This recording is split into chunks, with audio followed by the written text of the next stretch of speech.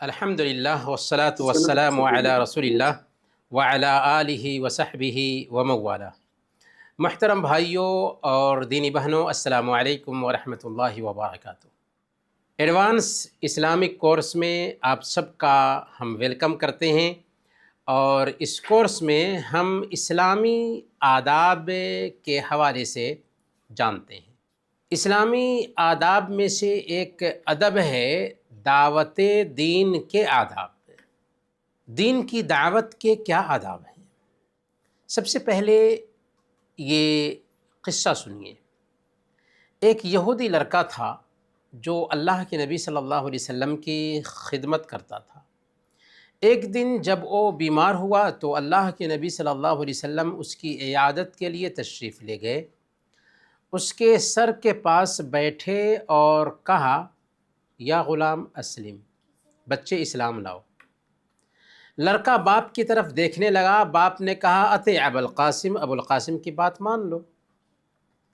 لڑکے نے فوراً اسلام قبول کیا، اور جب وہاں سے اللہ کے نبی صلی اللہ علیہ وسلم نکلتے ہیں تو فرما رہے تھے، الحمدللہ الذی انقذہ بی من النار۔ اللہ کا شکر ہے کہ اللہ تعالیٰ نے میرے ذریعہ اس آدمی کو جہنم سے بچا لیا۔ ذرا اس قصہ پہ غور کیجئے۔ ایک یہودی لڑکا اپنی زندگی کی آخری حالت میں آخری سانس لینے جا رہا ہے۔ اللہ کے نبی صلی اللہ علیہ وسلم کو اس سے کچھ فائدہ ہونے والا نہیں ہے، کیونکہ اگر اسلام قبول کرے گا بھی تو آخر وہ تو وفات پانے والا ہے۔ اس سے آخر کیا فائدہ ہو سکتا تھا اللہ کے نبی صلی اللہ علیہ وسلم کو دعوت کے میدان میں؟ لیکن اللہ کے نبی صلی اللہ علیہ وسلم انسانیت کے خیر خواہ تھے۔ آپ پریشان ہیں یہ دیکھ کر کے کہ انسان آخری حالت میں ہے، مر جائے گا، اور ایمان پر اس کی موت نہیں ہوگی تو جہنم میں جائے گا۔ اسی لیے اللہ کے نبی صلی اللہ علیہ وسلم سب سے پہلے اس بات کے لیے فکر مند ہوتے ہیں کہ موت سے پہلے اس بچے کو ایمان نصیب ہو جائے، جہنم میں جانے سے بچ جائے۔ انسانیت کے تئیں یہی ہمدردی ایک مسلمان کے اندر ہونی چاہیے۔ انسانیت کے بارے میں یہی جذبہ ہر مسلمان کے اندر پیدا ہونا چاہیے۔ سورہ العصر میں کامیاب انسانوں کی 4 پہچان بتائی گئی ہے: ایمان، عمل، دعوت اور صبر۔ یہ 4 اگر صفات کسی انسان کے اندر پیدا ہو جاتے ہیں تو گویا کہ وہ کامیاب ہے۔ ایمان اور عمل کے ساتھ ساتھ دوسروں کو اس ایمان اور عمل کی طرف دعوت دینا بھی ضروری ہو جاتا ہے۔ اور جب ہم دعوت دیتے ہیں دوسروں کو تو ظاہر سی بات ہے کہ اس راستے میں آزمائش ہوتی ہے، پریشانیاں آتی ہیں، پتھر پھینکا جاتا ہے، اوٹ پٹانگ بولا جاتا ہے، تو وہاں پر صبر کرنا ہے۔ تو گویا کہ کامیاب انسان کی پہچان یہ ہے کہ ایمان اور عمل کے ساتھ ساتھ دعوت بھی دے رہا ہو اور اس پر وہ صبر بھی کرتا ہو۔ اور اسی کے لیے اس امت کو وجود میں بھی لایا گیا ہے۔ یعنی یہ باتیں ایسی نہیں ہیں کہ سن لیا جائے اور بس نظر انداز کیا جائے، بلکہ حقیقت میں ان باتوں پہ دھیان دینے کی ضرورت ہے کہ یہ ایک حقیقی مسلمان کی پہچان ہے۔ اسی کے لیے اللہ تعالیٰ نے ہمیں اس دھرتی پر وجود بخشا ہے۔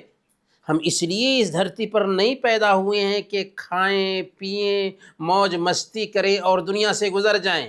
اللہ کی سنیے، اپنے رب کی سنیے۔ اللہ فرماتا ہے سورہ آل عمران آیت نمبر 110 میں، کنتم خیر امت، تم بہترین امت ہو۔ کیوں بہترین امت ہو بھائی؟ اخرجت للناس، بہترین امت اس لیے ہو کہ تم اپنے لیے پیدا نہیں ہوئے ہو بلکہ لوگوں کے لیے برپا کیے گئے ہو۔ تمہارا کام کیا ہے؟ تأمرون بالمعروف وتنہون عن المنکر وتؤمنون باللہ، بھلائی کا حکم دینا، برائی سے روکنا، یہی کام ہے۔ ہمارا یہی کام ہے کہ ہم انسانوں کو بھلائی کی طرف بلائیں اور برائی سے روکیں۔ ہر انسان اپنے اپنے میدان میں اپنی اپنی جگہ پر رہ کر کے اس دعوت کے کام کو کرے گا، اور یہ اس کی واجبی ذمہ داری ہے، ڈیوٹی ہے۔ اور ہمارے سارے کاموں میں سب سے بہتر اگر کوئی کام ہو سکتا ہے نا تو یہی ہے کہ ہم انسانوں کی رہبری کا کام کریں، انسانوں کو دین کی باتیں بتائیں، انسانوں تک اللہ کا پیغام پہنچائیں۔ اللہ فرماتا ہے سورہ فصلت آیت نمبر 33 میں، وَمَنْ أَحْسَنُ قَوْلًا مِّمَّنْ دَعَا إِلَى اللَّهِ وَعَمِلَ صَالِحًا وَقَالَ إِنَّنِي مِنَ الْمُسْلِمِينَ۔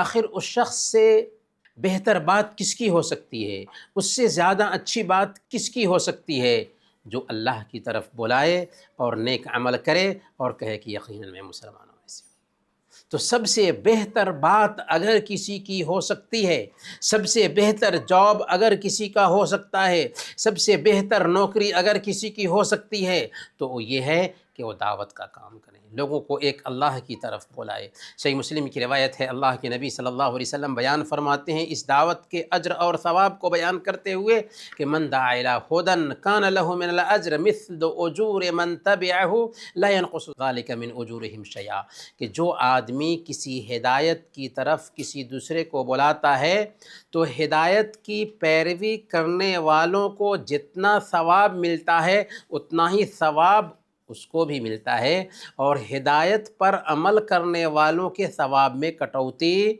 نہیں ہوتی۔ تو سمجھ میں یہ آیا کہ اگر ہم کسی کو اللہ کے دین کی طرف بلاتے ہیں، کسی اچھے کام کی طرف بلاتے ہیں، اور میرے اس دین کے پیغام کو شیئر کرنے کی وجہ سے، دین کی بات کہنے کی وجہ سے وہ اس پر عمل کرنے لگتا ہے اور اس کو ثواب ملتا ہے، تو جتنا ثواب اس کو ملا اتنا ہی ثواب ہمیں بھی ملنے والا ہے، بلکہ ہو سکتا ہے کہ وہ 10 آدمی کو شیئر کرے اور 10 آدمی اس بات پر عمل کرے، یا 10 آدمی اس میسیج کو سنیں، تو 10 آدمیوں کو جتنا ثواب ملے گا 10 آدمیوں کے برابر ہمارے کھاتے میں بھی اللہ تعالیٰ ٹرانسفر کرتا جائے گا۔ تو معمولی ایک کلک سے ہو سکتا ہے کہ ہم نے کوئی اچھی بات شیئر کی تھی، 100 آدمیوں نے اس کو دیکھا، اور 100 آدمیوں میں سے ہو سکتا ہے 2 آدمی نے عمل کیا، تو 100 آدمیوں کے دیکھنے کا جو ثواب ہے آپ کے کھاتے میں بھی برابر ٹرانسفر ہوا، اور جتنے لوگوں نے عمل کیا ان کو جتنا ثواب ملے گا وہ ثواب بھی آپ کے کھاتے میں ٹرانسفر ہوا، اور ان کے ثواب میں اللہ تعالیٰ نے کٹوتی نہیں کی۔ ایسا نہیں ہے ان کو جو ثواب ملا ان میں سے آدھا آپ کو دیا، نہیں، جتنا ان کو ملتا ہے اتنا ہی آپ کو ملتا ہے۔ یہی مطلب ہے کہ اللہ کے نبی صلی اللہ علیہ وسلم نے یہ جو بیان فرمایا کہ من دعا الی ھدی کان لہ من الاجر مثل اجور من تبعہ، جو خیر کی طرف بلاتا ہے اس کو کرنے والے کے جیسے ثواب ملتا ہے، اور کرنے والے کے اجر میں ثواب میں کسی طرح کی کٹوتی نہیں ہوتی۔ اس کو ایک مثال سے سمجھ سکتے ہیں کہ ایک آدمی ہے جس کے پاس 4 بیٹے ہیں، چاروں بیٹے کما رہے ہیں اور پیسے اس آدمی کو دے رہے ہیں، تو چونکہ اس بیٹے پر اس نے خرچ کیا تو اس لیے اس کے بیٹے وفادار ہیں اور کما کر کے پیسے اپنے باپ کے اکاؤنٹ میں ٹرانسفر کرتے ہیں یا اپنے باپ کو دے رہے ہیں۔ لیکن کیا آپ نے یہ سنا ہوگا کہ لوگ کما رہے ہوں اور کما کر کے کسی دوسرے کو دیتے ہوں؟ نہیں، یہ مثال نہیں سنا۔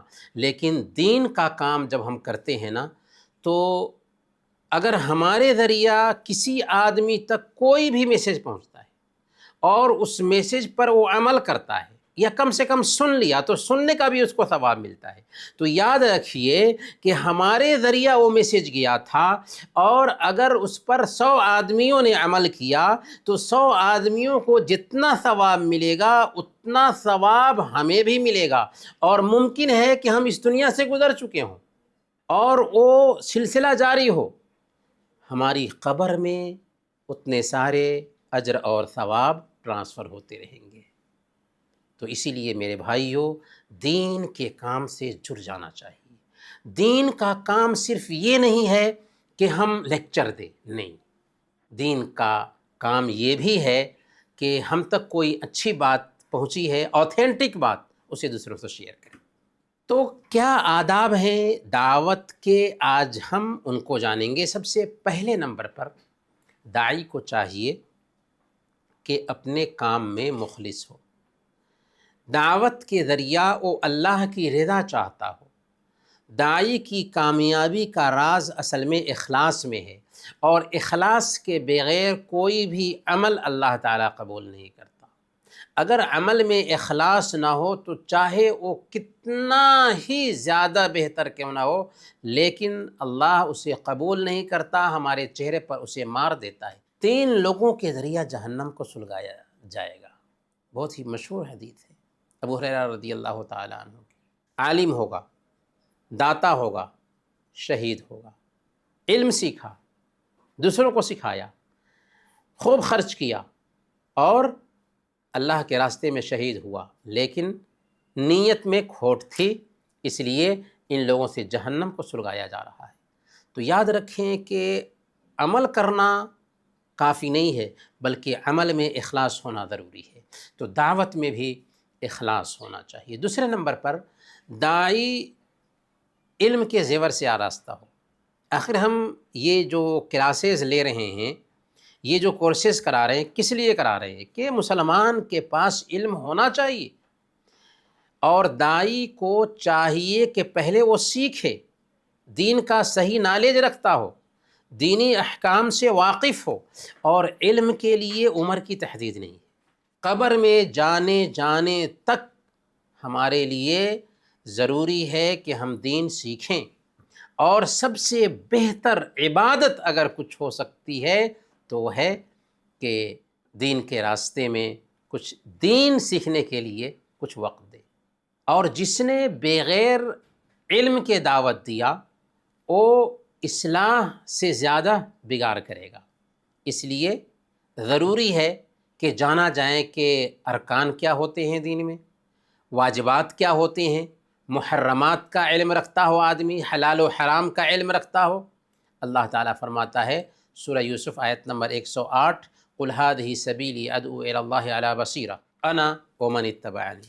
آپ کہہ دیجئے کہ یہی میرا راستہ ہے، میں اور میرے ماننے والے اللہ کی طرف بلاتا ہوں، علی بصیرۃ، علم کے ساتھ، کتاب و سنت کی روشنی میں، یقین اور اعتماد کے ساتھ۔ تو گویا کہ قرآن اور حدیث کی روشنی میں دین کی دعوت دی جائے گی، اور ظاہر سی بات ہے کہ اگر ہم قرآن اور حدیث کی روشنی میں لوگوں کو ایک اللہ کی طرف بلائیں گے تو اسے سیکھنے کی ضرورت ہے۔ امام ابن القیم رحمۃ اللہ علیہ بہت پتے کی بات لکھتے ہیں کہ ایک مسلمان اس وقت تک اللہ کے نبی صلی اللہ علیہ وسلم کی امت میں شامل نہیں ہو سکتا جب تک کہ اللہ کے دین کی طرف علم اور روشنی کے ساتھ نہ بلائے۔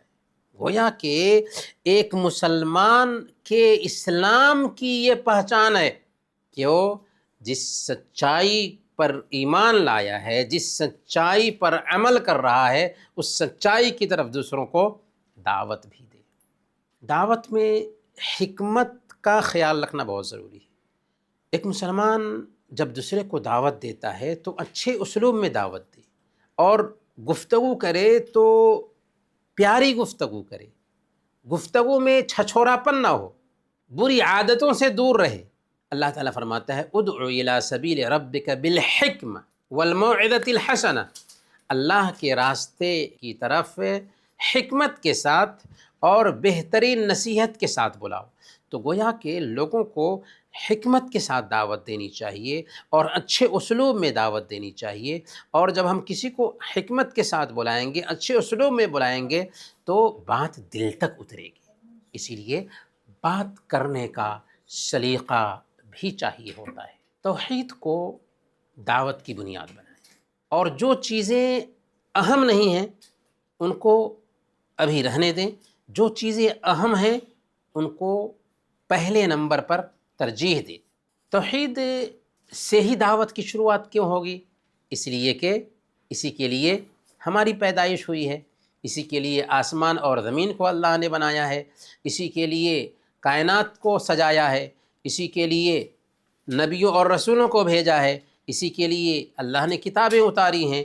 اللہ فرماتے ہیں وَلَقَدْ بَعَثْنَا فِي كُلِّ أُمَّةٍ رَسُولًا أَنِ اعْبُدُوا اللَّهَ وَاجْتَنِبُوا الطَّاغُوتَ، کہ ہم نے ہر امت میں رسولوں کو بھیجا اور ان کو یہی تاکید کی تھی کہ ایک اللہ کی عبادت کرنا اور طاغوت کی پوجا سے بچنا۔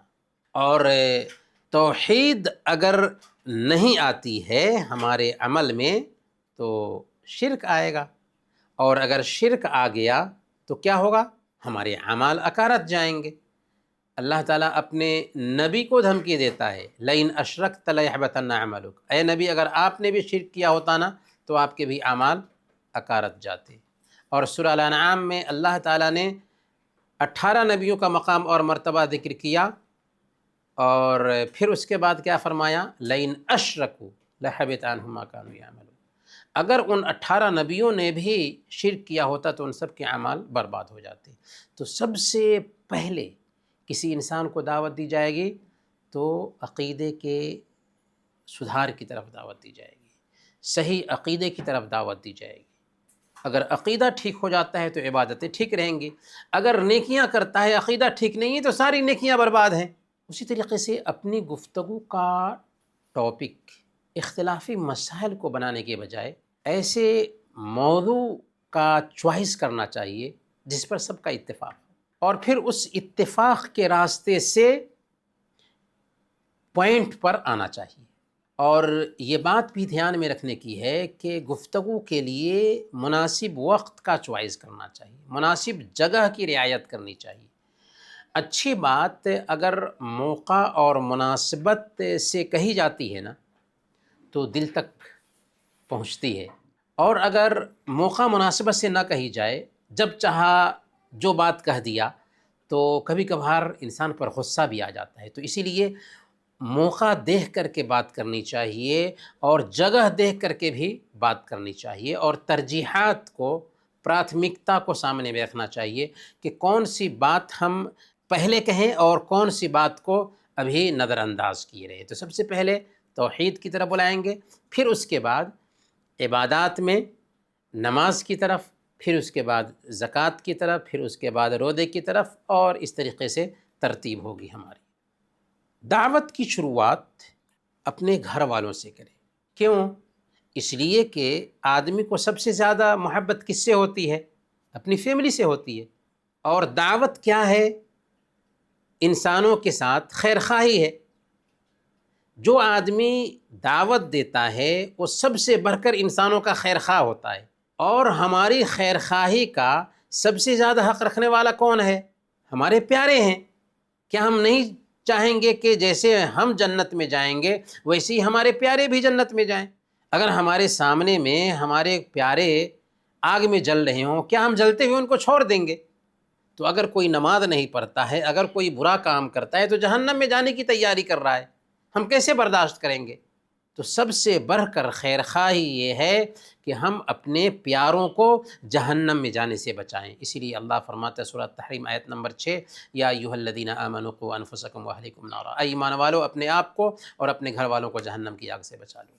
اللہ کے نبی صلی اللہ علیہ وسلم کو دیکھیے، جب یہ آیت کریمہ اتری وَأَنذِرْ عَشِيرَتَكَ الْأَقْرَبِينَ، اے نبی صلی اللہ علیہ وسلم آپ اپنے قریبی رشتہ داروں کو ڈرائیے، تو اللہ کے نبی صلی اللہ علیہ وسلم نے باضابطہ اپنی قوم کو جمع کیا اور سب کو خطاب کر کے انہیں اللہ کے عذاب سے ڈرایا کہ دنیا میں تمہیں پیدا کیا گیا ہے اس لیے نہیں کہ کھاؤ پیو اور موج مستی کرو مر جاؤ، بلکہ اس لیے کہ ایک دن رب کے پاس پہنچنے والے ہو، حساب و کتاب چکانا ہے، پھر یا تو جنت ہے یا جہنم ہے۔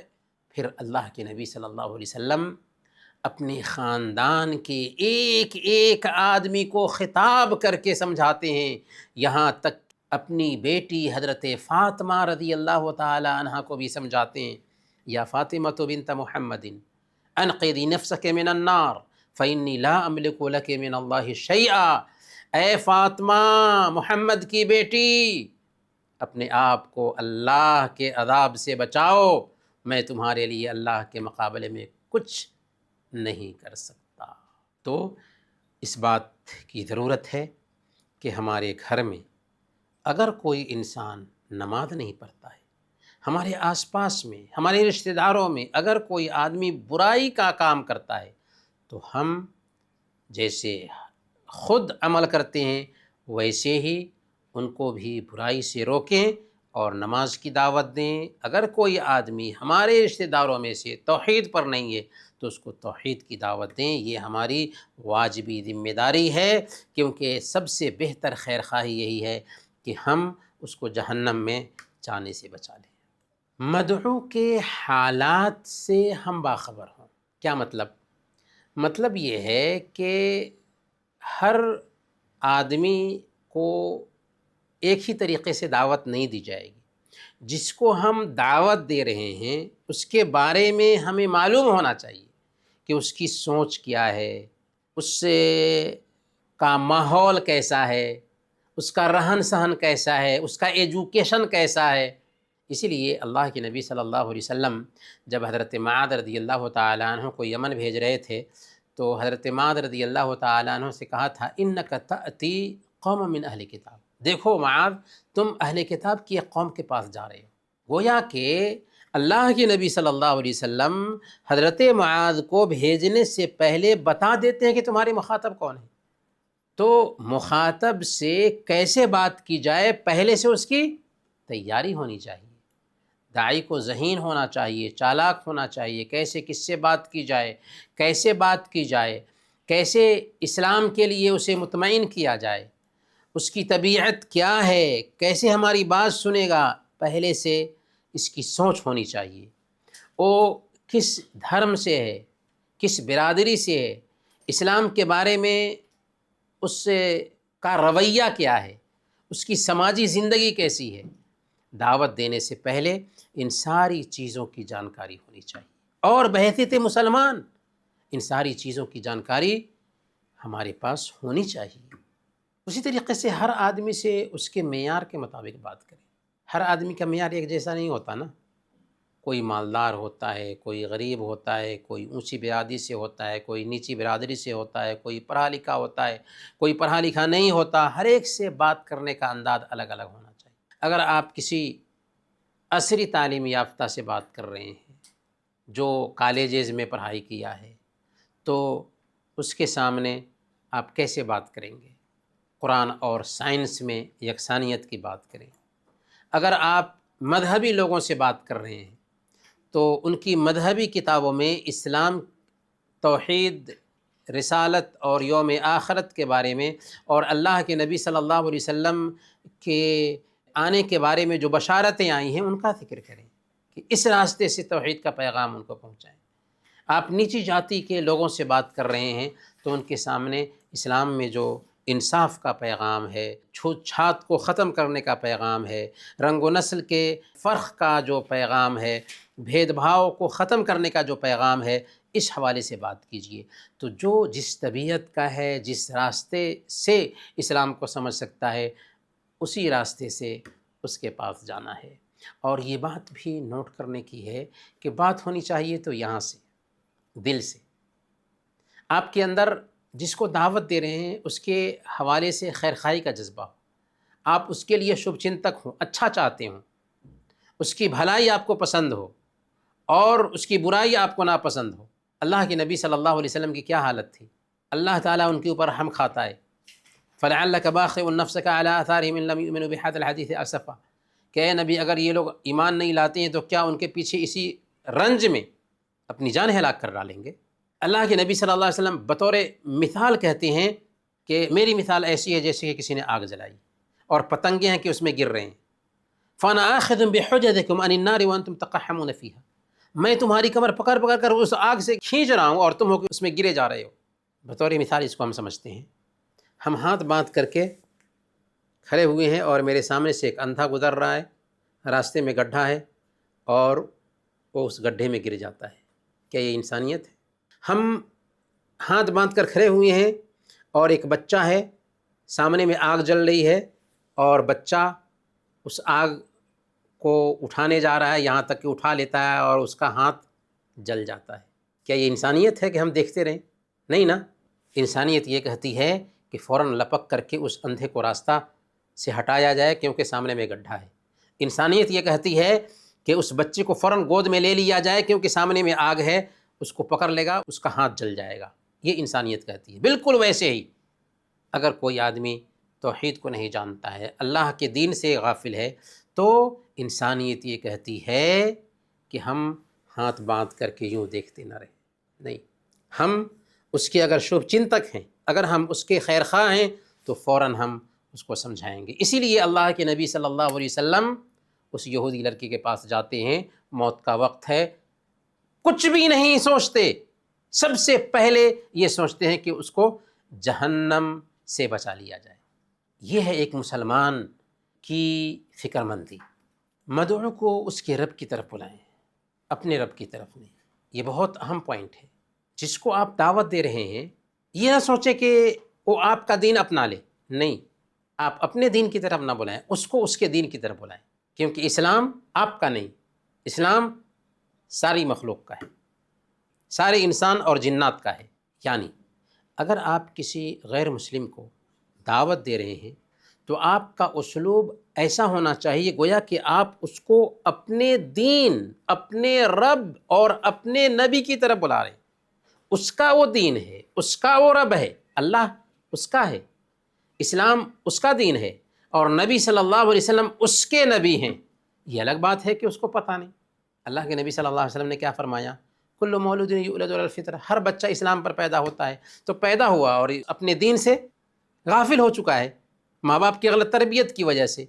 تو ہمیں اس بات کے لیے فکر مند ہونا چاہیے کہ جب ہم کسی انسان کو اسلام کی دعوت دے رہے ہوں تو یہ نہ کہیں کہ یہ ہمارا دین ہے، اس دین کو قبول کر لو، نہیں، بلکہ یہ تمہارا دین ہے جس پر تم پیدا ہوئے ہو، یہ تمہارے رب کا دین ہے، یہ تمہارے رب کا اتارا ہوا قانون ہے، اس پر چل کر کے، اس کو اپنا کر کے دنیا میں سکون کی زندگی گزارو گے اور مرنے کے بعد جنت ملنے والی ہے، جنت اور کہیں نہیں۔ دعوت کا ہر جائز طریقہ استعمال کرنا چاہیے جس سے ہم بڑی تعداد تک پہنچ سکتے ہوں۔ اللہ کے نبی صلی اللہ علیہ وسلم نے اپنے زمانے میں صفا کی چوٹی کا استعمال کیا تھا، جس سے ہمیں یہ بات سمجھ میں آتی ہے کہ سوشل میڈیا کے جو بھی طریقے ہوں، پرنٹ میڈیا کے جو بھی طریقے ہوں، وہ سارے کے سارے طریقے دعوت کے لیے استعمال کیے جا سکتے ہیں۔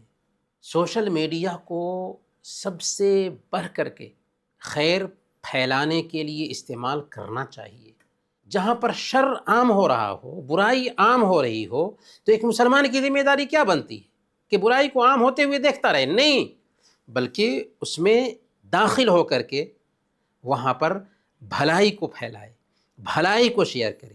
یہاں تک کہ یہ لیکچر جو ہو رہا ہے، اگر اس لیکچر کو جو ریکارڈ ہوگا آپ شیئر کرتے ہیں تو آپ بھلائی کو پہنچانے والے، خیر کو عام کرنے والے ٹھہریں گے۔ تو زندگی بہت مختصر ہے، ہم سے جتنا ہو سکتا ہے دعوت میں کچھ وقت لگانا چاہیے۔ دعوت دینے میں نرمی کا اسلوب اختیار کرے، سختی سے پرہیز کرے۔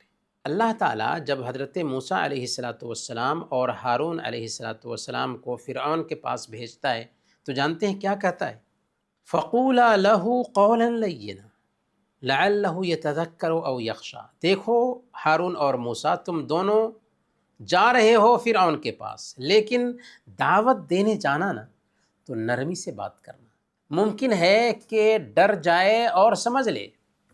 آپ غور کریں کہ فرعون جیسے ظالم بادشاہ کے پاس سے موسیٰ جیسے نبی کو بھیجا جا رہا ہے تو حکم یہ دیا جا رہا ہے کہ اسلوب میں نرمی ہونی چاہیے، پیار سے، محبت سے، شفقت سے، نرمی سے بات کریں۔ اللہ کے نبی صلی اللہ علیہ وسلم نے ایک مومن کی پہچان کیا بتائی؟ المؤمن مرآۃ المومن، مومن دوسرے مومن کے لیے آئینہ ہے۔ آئینہ کیا کرتا ہے؟ چہرے کے داغ اور دھبے کو بتاتا ہے۔ تو ہم کسی دوسرے کے پاس اگر جاتے ہیں اس کی برائی کو بتانے کے لیے، اس کی خرابی کو بتانے کے لیے، تو ہمارا اسلوب ایسا ہونا چاہیے کہ سامنے والے کو غصہ نہ آئے۔ جیسے جب ہم آئینہ کے پاس جاتے ہیں تو آئینہ اگر ہمارے داغ اور دھبے کو بتاتا ہے تو کیا آئینہ پہ ہمیں غصہ آتا ہے؟ نہیں، بلکہ ہمدردی کا احساس پیدا ہوتا ہے کہ آئینہ نہ دیکھا ہوتا تو اس داغ اور دھبے کے ساتھ باہر نکل جاتے اور لوگ ہمیں غلط سمجھتے۔ تو بالکل ویسے ہی بتانے کا اسلوب بھی نرالا ہونا چاہیے۔ اللہ تعالیٰ اپنے نبی سے کہتا ہے فَبِمَا رَحْمَةٍ مِّنَ اللَّهِ لِنْتَ لَهُمْ، یہ اللہ کی رحمت ہوئی کہ آپ لوگوں کے لیے نرم دل ہیں۔ وَلَوْ كُنْتَ فَظًّا غَلِيظَ الْقَلْبِ لَانفَضُّوا مِنْ حَوْلِكَ، اگر آپ بد زبان ہوتے، سخت دل ہوتے تو یہ لوگ آپ کے پاس سے چھٹ جاتے۔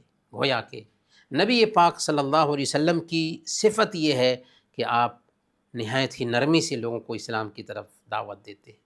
ایک آدمی آتا ہے مسجد کے ایک کونے میں پیشاب کرنے لگ جاتا ہے، صحابہ اسی طرف لپکتے ہیں کہ اس کو بھگائیں، لیکن اللہ کے نبی صلی اللہ علیہ وسلم منع کر دیتے اور پھر پیشاب کرنے کے بعد حکم دیتے ہیں کہ وہاں پر پانی بہا دیا جائے۔ ایک آدمی اللہ کے نبی صلی اللہ علیہ وسلم کی چادر پیچھے سے کھینچتا ہے، جس کی وجہ سے گردن پر اس کا اثر ظاہر ہو جاتا ہے، اور پھر کہتا ہے کہ اے محمد، اللہ کا مال تیرے پاس جو ہے اس میں سے کچھ دینے کا حکم دو۔ اللہ کے نبی صلی اللہ علیہ وسلم اس کی طرف دیکھتے ہیں، مسکرا دیتے ہیں اور دینے کا حکم دیتے ہیں بیت المال میں سے اس کو۔ تو نرمی نرمی نرمی ہونی چاہیے ہمارے اسلوب میں۔ اسی طریقے سے ہر حالت میں صبر کریں۔ دعوت کے راستے میں پھولوں کی سیج نہیں بچھائی جاتی، کانٹوں سے گزرنا پڑتا ہے۔ اگر آپ کسی کو اچھائی کی طرف بلائیں گے نا، اس کو اس کی اہمیت معلوم نہیں ہے، اسی لیے وہ کیا کرے گا پتہ ہے؟ وہ پتھر پھینکے گا، وہ سخت سست کہے گا، وہ جو چاہے گا بول سکتا ہے، کیونکہ اس کو پتہ نہیں ہے اس کی سچائی۔ اسی لیے ایسے لوگوں کو سمجھنا چاہیے کہ وہ بیمار ہے، اور بیمار آدمی کو دھکے نہیں دیا جاتا، بلکہ بیمار آدمی کے اوپر رحم کھایا جاتا ہے، اس کا علاج کیا جاتا ہے۔ بالکل ویسے ہی ہمیں ایک آدمی کو جو برائی کر رہا ہے، ایک آدمی جو دین سے دور ہے، بیمار سمجھنا ہے اور اس کی بیماری کا علاج کرنا ہے، اس کے اوپر رحم کھاتے ہوئے۔ اللہ تعالیٰ فرماتا ہے سورہ العصر میں والعصر ان الانسان لفی خسر الا الذین آمنوا وعملوا الصالحات وتواصوا بالحق وتواصوا بالصبر، کہ قسم ہے زمانہ کی، سارے انسان گھاٹے میں تھے، ہیں، رہیں گے۔ فائدے میں کون ہے؟ الا الذین آمنوا، جو ایمان لائے، وعملوا الصالحات، نیک عمل کیا، وتواصوا بالحق، اور حق کی دعوت دی، وتواصوا بالصبر، اور صبر کی وصیت کی۔ گویا کہ ایمان، عمل، دعوت اور صبر، یہ چار چیزیں جب تک کہ ہماری زندگی میں نہیں آتی ہیں تب تک کہ ہم کامیاب نہیں ہیں سورہ العصر کی روشنی میں۔ ایک اہم نقطہ یہ ہے کہ مایوس نہ ہوں، نتیجہ کے لیے جلد بازی نہ کریں۔ آپ کا کام بیج ڈالنا ہے، آپ کا کام رہنمائی کرنا ہے، ہدایت دینا آپ کا کام نہیں ہے، دل میں ایمان بیٹھانا آپ کا کام نہیں ہے، ہدایت دینا اللہ کا کام ہے۔ حضرت ابراہیم علیہ السلام اپنے باپ کو مسلمان نہ بنا سکے، اللہ کے نبی صلی اللہ علیہ وسلم انسانوں میں سب سے افضل ہیں، اس کے باوجود اپنے چچا کو مسلمان نہ بنا سکے۔ حضرت نوح علیہ السلام 950 سال تک لوگوں کو ایک اللہ کی طرف بلاتے ہیں، لیکن قرآن نے کیا کہا؟ وما آمن معه الا قلیل، اس کے ساتھ ایمان لانے والے بہت ہی کم تھے۔ کتنے نبی آئیں گے کہ ان کے ساتھ کوئی بھی ایمان لانے والا آدمی نہیں ہوگا، اس سے اس نبی کا مقام اور مرتبہ کم نہیں ہوتا۔ اس لیے اگر کسی کو آپ دعوت دیتے ہیں اور وہ انکار کرتا ہے یا بدتمیزی سے پیش آتا ہے تو برداشت کریں اور صبر سے کام لیں، کیونکہ اس کو سچائی کا پتہ نہیں ہے۔ مایوس نہ ہو، ہمارا کام ہدایت کا راستہ کھولنا ہے، ہدایت کا راستہ واضح کرنا ہے، ہدایت پر چلانا ہمارا کام نہیں ہے۔ ہاں، اس کے ساتھ ساتھ اس بات پر بھی دھیان دینے کی ضرورت ہے کہ ہم اگر کسی کو دعوت دے رہے ہیں تو اس کی ہدایت کے لیے دعا کریں، کیونکہ دل کا مالک ہمارا رب ہے۔ راتوں میں جاگ کر کے اس کی ہدایت کے لیے دعا کرنی چاہیے۔ رات کے تیسرے پہر میں دعائیں سب سے زیادہ قبول ہوتی ہیں۔ ایسے وقت میں جاگ کر کے ہم دعا کریں ایسے لوگوں کے لیے جن کو ہم دین کا پیغام پہنچا رہے ہیں اور ان تک بات پہنچ چکی ہے لیکن ہدایت نہیں مل رہی ہے، تو اللہ تعالیٰ سے دعا کرنی چاہیے۔ ایک آخری اہم نقطہ یہ ہے کہ داعی کی بات اور اس کے عمل میں تضاد نہ ہو، کنٹراڈکشن نہ ہو، یعنی جو کہتا ہو اس کے مطابق کرتا ہو، ایسا نہیں کہ کہتا کچھ ہو کرتا کچھ ہو۔ بول اور عمل میں فرق نہیں پایا جانا چاہیے، جو کہیں اس پر عمل کریں۔ جو لوگ دوسروں کو اچھائی کی طرف بلاتے ہیں اور خود اپنے آپ کو بھلا بیٹھتے ہیں، ایسے لوگ داعی نہیں کہلاتے ہیں۔ اللہ تعالیٰ نے قرآن کریم میں بیان فرمایا اتأمرون الناس بالبر وتنسون انفسکم، کیا تم لوگوں کو بھلائی کا حکم دیتے ہو اور خود اپنے آپ کو بھلا دیتے ہو؟ نہیں، ایسا نہیں ہونا چاہیے۔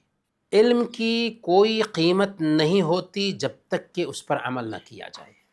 اسی لیے بعد اللہ والے نے کہا کہ ہتف العلم بالعمل فإن أجابه وإلا ارتحل، علم عمل کو پکارتا ہے، اگر عمل جواب دے دے تو ٹھیک، ورنہ علم اس کے پاس سے نکل جاتا ہے، بھاگ جاتا ہے۔ یعنی اگر ہم کو کوئی نالج ملتا ہے، اگر ہم اس نالج کے مطابق عمل کرتے ہیں نا تو وہ علم باقی رہتا ہے، اگر عمل نہیں کرتے تو وہ علم ہمارے اندر سے نکل جاتا ہے۔ اسی لیے خطیب بغدادی رحمۃ اللہ علیہ بہت بڑے عالم تھے، انہوں نے کہا کہ علم اور عمل ایک درخت کے جیسے ہے، کہ علم دراصل درخت ہے اور عمل اس کا پھل ہے۔ اگر درخت ہو اور اس میں پھل نہ ہو تو اس درخت کا کوئی فائدہ نہیں۔ بالکل ویسے ہی علم ہو اور علم کے مطابق آدمی عمل نہ کرتا ہو تو اس علم کا کوئی فائدہ نہیں۔ اور قرآن نے کیا سمجھایا؟ قرآن نے کہا کمثل الحمار یحمل اسفارا، سورہ الجمعہ آیت نمبر 5 میں اللہ نے یہ مثال دی ہے کہ جو آدمی علم رکھنے کے باوجود عمل نہیں کرتا، اس کی مثال اس گدھے کے جیسے ہے۔ کس سے مثال دی؟ گدھے سے۔ اس گدھے کے جیسے ہے جو کتابیں لادے ہوا ہے۔ تو اسی لیے ہمیں جس سے علم کی طرف دوسروں کو بلانا ہے اس پر ہمیں عمل بھی کرنا چاہیے۔ ایک داعی کو اچھے کردار کا ہونا چاہیے۔ حضرت عائشہ صدیقہ رضی اللہ تعالی عنہ سے جب اللہ کے نبی صلی اللہ علیہ وسلم کے اخلاق کے بارے میں پوچھا گیا تو انہوں نے کیا کہا تھا؟ کان خلقہ القرآن، اللہ کے نبی صلی اللہ علیہ وسلم کا اخلاق قرآن تھا۔ کیا مطلب؟ مطلب یہ ہے کہ قرآن ایک تھیوری ہے اور نبی پاک صلی اللہ علیہ وسلم کی زندگی اس کا پریکٹیکل نمونہ ہے۔ اگر تم قرآن کو عمل کی زبان میں پڑھنا چاہتے ہو تو پیارے نبی صلی اللہ علیہ وسلم کی سیرت پڑھ لو۔ تو اس طریقے سے اللہ کے نبی صلی اللہ علیہ وسلم نے جو کچھ بھی بولا سب سے پہلے کر کے دکھایا۔ لہذا ہمیں بھی جو کچھ سیکھتے ہیں اس پر عمل کرنا چاہیے، اور ایک داعی کو سب سے پہلے نمبر پر دعوت دیتے ہوئے اس پر عمل بھی کرنا چاہیے۔ لیکن ایک اہم نقطہ یہاں پر بہت سارے لوگوں کو یہ غلط فہمی ہوتی ہے کہ جب تک کہ ہم کسی کام پر عمل نہیں کر لیتے، جب تک کہ ہم کسی چیز پر عمل نہیں کرنے لگ جاتے، تب تک کہ ہم اس کی طرف بلائیں کیسے؟ نہیں، دوہرا جرم ہو جائے گا۔ ایک تو نہ بلانے کا گناہ ہوگا اور ایک عمل نہ کرنے کا گناہ ہوگا۔ تو یہ نقطہ نہیں، اللہ تعالیٰ ہمیں یہ نہیں کہنا چاہ رہا ہے کہ اگر تم عمل نہیں کرتے ہو تو دعوت مت دو۔ اگرچہ عمل نہیں کر رہے ہیں لیکن پھر بھی ہمیں دعوت دینا ہے، لیکن اگر دعوت دے رہے ہیں اور عمل نہیں کرتے ہیں تو اس کا تو بہرحال گناہ ہے۔ لیکن اگر دعوت بھی نہیں دیں اور عمل بھی نہیں کریں تو اس کا دوہرا گناہ ہو جائے گا۔ ٹھیک ہے نا؟ تو ہمیں دعوت بھی دینی ہے اور عمل بھی کرنا ہے۔ اللہ تعالیٰ سے دعا ہے کہ اللہ تعالیٰ ہمیں ان باتوں پر عمل کرنے کی توفیق عطا فرمائے۔ آمین یا رب العالمین۔